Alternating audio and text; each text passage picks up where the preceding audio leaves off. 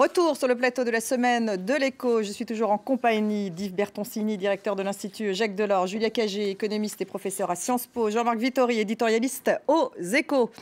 Crise des migrants, Brexit, Grexit, menace sur l'espace Schengen, risque sur la zone euro. Face à un tel chaos, comment sauver l'Europe? Quelques réactions, on en débat ensuite. Même si les électeurs britanniques décideront eux-mêmes de cette question, nous voulons mettre en place les conditions qui les feront rester au sein de l'Union. On veut continuer à commercer avec l'Europe. Beaucoup de pays le font, comme la Norvège, la Suisse, et sans être membre de l'Union. L'économie britannique est solide et je crois que l'Europe voudra continuer à faire affaire avec nous. Les gens disent que le Royaume-Uni aurait des régulations moindres s'il quittait l'Union européenne, mais en réalité, les exportateurs de produits vers l'UE devraient s'en tenir aux régulations s'ils veulent faire des affaires avec l'Europe. Donc au final, vous devez toujours respecter les régulations, mais vous n'avez plus votre mot à dire sur ce que sont ces régulations.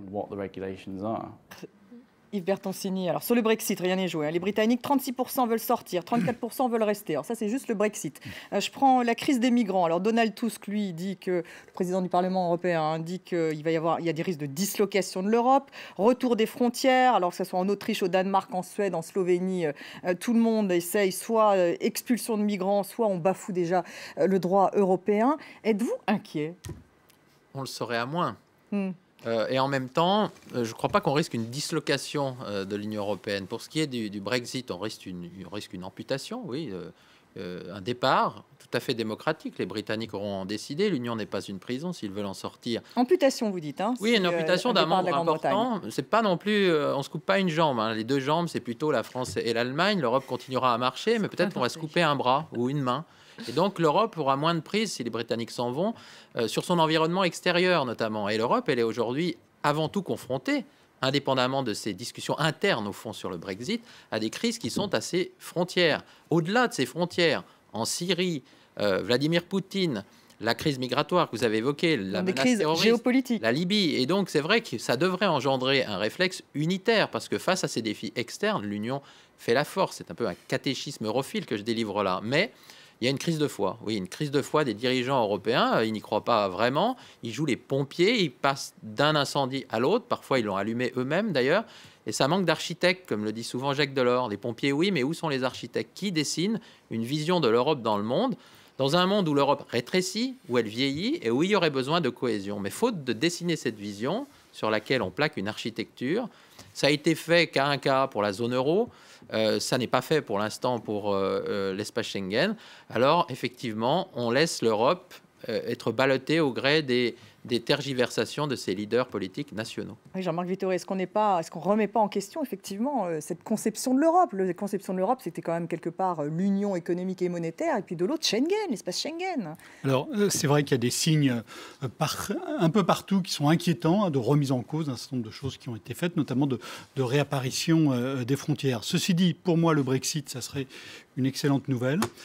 J'ai été frappé... N'aimez pas les Britanniques. J'ai été frappé à... Non, mais constat objectif. À Davos, hein, vous étiez aussi. David Cameron a parlé pendant 20 minutes. Excellent orateur. Excellent orateur. Il a mentionné deux dimensions de l'Union européenne. Premièrement, le marché unique. Deuxièmement, les négociations commerciales bilatérales qui sont en cours. Tout le reste, ça n'existe pas.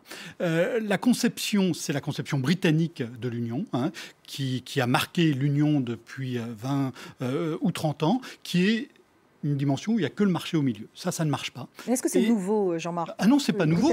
C'est pas nouveau, mais ça ne marche pas et ça devient un frein majeur à toute évolution fondamentale de l'Europe. Or, l'Europe a fondamentalement besoin d'évoluer, ne serait-ce que parce qu'un certain nombre de pays ont décidé de construire une union monétaire sans forme de solidarité budgétaire, sous une forme ou sous une autre. Ça ne marche pas. On l'a vu, on va le revoir si rien ne change. Et avec les Britanniques, on ne pourra rien changer. Donc ça libérerait finalement la zone euro, à vous entendre. Julia Cagé, alors c'est vrai que c'est difficile de voir les statistiques, l'impact d'un Brexit sur l'économie, à la fois en Grande-Bretagne et dans la zone euro. Alors on parle de 1 point de croissance jusqu'à 14 points de croissance. Donc autant dire que les études sont larges. On n'en a pas la moindre idée. Pas la moindre idée. L'impact, en revanche, de la sortie de Schengen, hein, il y a une étude de France Stratégie. 1 à 2 milliards d'euros à court terme, ça coûterait à la France. 10 milliards d'euros à plus long long terme, juste à la France. En coût et plus de 100 milliards à l'Union européenne. 100 milliards à l'Union européenne si justement l'espace Schengen est remis en question. Donc là, il y a tout de même de vraies études. C'est le paradoxe. Non, il y a de vraies études. Ce qui est plus compliqué sur le Brexit, c'est qu'on sait très bien que si le 23 juin, le Royaume-Uni vote pour une sortie de la zone euro, on ne va pas avoir une explosion du tunnel sous la Manche. On sait très bien que dans les 12 heures, les 24 heures qui vont suivre, il y aura des accords commerciaux qui vont être négociés, il y aura une normalisation de la situation, comme on a une situation normalisée avec la Norvège ou la Suisse, qui ne sont pas membres de l'Union européenne. Et de ce point de vue-là, on ne peut pas vraiment anticiper les coûts, parce qu'en fait, on ne sait pas comment cette sortie sera négociée. Moi, je trouve que l'erreur fondamentale qu'on est en train de faire aujourd'hui, c'est qu'on est en train de se laisser dicter les termes du débat par David Cameron, qui veut tirer l'Europe vers le bas, alors que, comme le disait Jean-Marc Vittori tout à l'heure, il faut tirer l'Europe vers le haut. Je pense qu'il faut prendre profit de cette situation pour clarifier les choses. La vérité, c'est qu'on a 2 Europes, au-delà des 19 pays qui sont dans l'euro et des 9 qui n'y sont pas. On a 2 Europes, il faut reconstruire un noyau dur de l'Europe. Et ce noyau dur de l'Europe, une Europe monétaire, doit aussi être une Europe sociale, fiscale, avec un parlement donc c'est une de Europe la zone euro. À plusieurs cercles, en fait. On aura 2 noyaux dans l'Europe, 2 cercles. Un noyau restreint qui va aller plus loin, parce qu'il faut aller plus loin, parce qu'aujourd'hui, il n'y a pas de logique à avoir une monnaie commune sans budget commun, sans impôt commun, sans véritable gouvernement de la zone euro. Et on a un 2e cercle qui sera plus une espèce de grand marché économique. Et ça, dans tous les cas, à l'arrivée que le Royaume-Uni reste ou sort de l'Union européenne, ils vont rester dans ce marché-là. Iberson-Zeni, c'est vrai que ça serait possible d'avoir une Europe à plusieurs vitesses. Pourquoi pas? On en parle depuis très longtemps d'ailleurs. Absolument, elle existe déjà en partie. Je signale quand même qu'il faut un double. Sur l'union monétaire, mais pas véritablement sur l'union politique. Aux deux niveaux, mais aux 2 niveaux, parce que la grande Europe à 28, c'est quand même à ce niveau-là qu'il faut régler les sujets de changement climatique, par exemple, les enjeux de politique extérieure, hein, parce que les Britanniques sont des partenaires majeurs. Quand on s'oppose à Vladimir Poutine, ce n'est pas question d'agir au sein de la zone euro. Donc il y a une grande Europe qui a ses propres priorités, qui doit être dynamique. Et puis effectivement, il y a un noyau dur qui existe déjà de facto autour de la zone euro et de l'espace Schengen. Je crois que la crise de la zone euro a consolidé ce noyau dur parce que les opinions publiques, ça a été un accouchement dans la douleur. Absolument, ce n'est peut-être pas terminé. Au forceps, mais les opinions publiques de tous les pays ont eu le temps de se faire une opinion sur les avantages et les inconvénients de l'appartenance à la zone euro. L'euroscepticisme a explosé. Oui, mais l'euroscepticisme, ce n'est pas l'europhobie. Ce que nous avons au Royaume-Uni, c'est la conjonction des deux. Si vous demandez aux Polonais s'ils sont eurosceptiques, oui. Demandez-leur s'ils veulent sortir de l'espace Schengen ou de l'Union européenne. La réponse est catégoriquement non. Les opinions publiques, donc sur la zone euro, ont fait le calcul, y compris en Grèce. Ce fut douloureux. In fine, pas de retour aux monnaies nationales. C'est pas qu'on adore la zone euro, mais on ne veut pas la quitter. On verra si les Britanniques font le même choix, ce qui n'est pas impossible.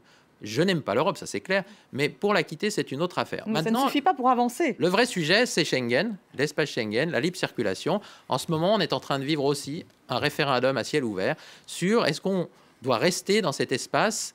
Il y a une course contre la montre, une européanisation du contrôle aux frontières extérieures qui est en train de se mettre en place. Et en attendant, ce qui est trop doucement, mais ce qui est possible, un rétablissement temporaire du contrôle aux frontières nationales. Si vous le permettez, un point quand même là-dessus, vous avez fait allusion à l'excellente étude de France Stratégie. Il y a effectivement des coûts, ça aurait des coûts énormes de revenir au contrôle systématique aux frontières nationales. Et là-dessus, les gouvernements mentent. Je le dis clairement, ils mentent. Parce qu'ils disent qu'ils vont rétablir le contrôle systématique aux frontières nationales.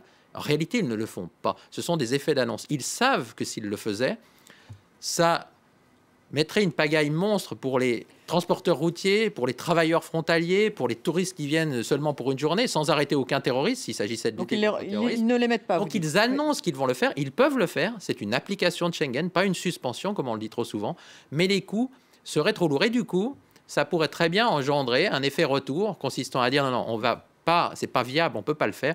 Donc la priorité, c'est effectivement le corps européen de garde-frontières, les hotspots à mettre en place de manière rapide. Les mettre en place. Et donc in fine, un surtout intégrateur. Pourquoi c'est toujours trop tard l'Europe? Parce que c'est difficile pour les pays concernés, l'Italie, la Grèce, d'accepter ce qui est une forme de souveraineté partagée et qui peut être vécue comme une perte de souveraineté. Parce que quand on aura envoyé des douaniers européens aux frontières européennes, mais qui se trouvent être les frontières grecques ou les frontières italiennes, eh bien effectivement, les flux là seront un tout petit peu mieux contrôlés. Ce qu'il faut de toute manière, c'est d'agir bien au-delà des frontières, en Syrie, en Libye, ailleurs, parce qu'on peut toujours agir sur les frontières européennes ou nationales, ça ne changera rien. Jean-Marc, comment sauver l'Europe? Ce qui est frappant quand on regarde et Schengen et l'euro, c'est que c'est la même histoire. On a fait les choses à moitié. C'est pire, Schengen. On a fait les choses à moitié. Non, c'est pas pire, on a fait les choses à moitié. On a ouvert des frontières, sans mettre en place des dispositifs autour pour gérer collectivement ce qui se passe à l'intérieur de notre espace, mais aussi au pourtour de l'espace. Donc c'est un manque d'anticipation, un manque de vision, un manque de... Non, on a fait les choses à moitié. On a commencé par ce qui paraissait le plus simple. L'euro, c'est exactement pareil. On a fait une union monétaire sans se rendre compte qu'il fallait mettre toute une série de dispositifs à côté pour que ça marche. Alors maintenant, il faudrait avancer sur ces 2 points. Donc avoir une politique de sécurité commune à la fois intra, et donc ça, tout ce qui est parlez-en à des juges, parlez-en à des policiers, il y a plein de choses à faire qui devaient être faites, qui n'ont pas été faites. En matière monétaire et budgétaire, c'est exactement pareil. On sait qu'il faut développer des formes de solidarité au sein d'une union monétaire. On n'en a pas assez et je ne suis pas aussi optimiste que vous. Je pense que ce qui a été fait est minuscule par rapport à... Oui, pour l'instant, ce qui apparaît, c'est véritablement même la division entre les différents pays. Mais le vrai problème derrière ça, c'est qu'il faut donner envie. Comment est-ce qu'on donne envie aux Européens d'avancer là-dessus ? Génération de mes parents, ils ont fait l'Europe pour la paix. Ma génération, on a continué dans cette lignée-là.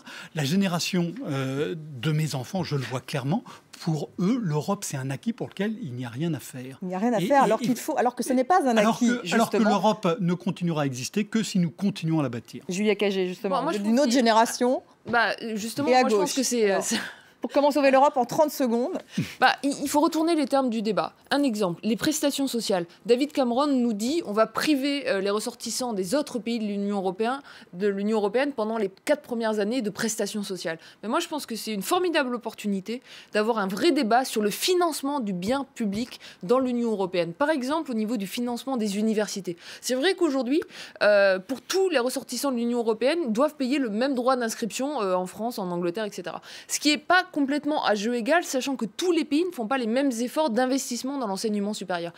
Ayons une réflexion sur le financement de l'enseignement supérieur au niveau européen. C'est-à-dire que là, pour évaluer les droits de chacun, est-ce que ça coûte ? Là, on a des gens qui veulent casser l'Europe. Réinvestissons davantage dans l'Europe, ce qui veut dire en fait plus d'Europe, et c'est la seule manière dont on pourra sortir de cette crise par le haut.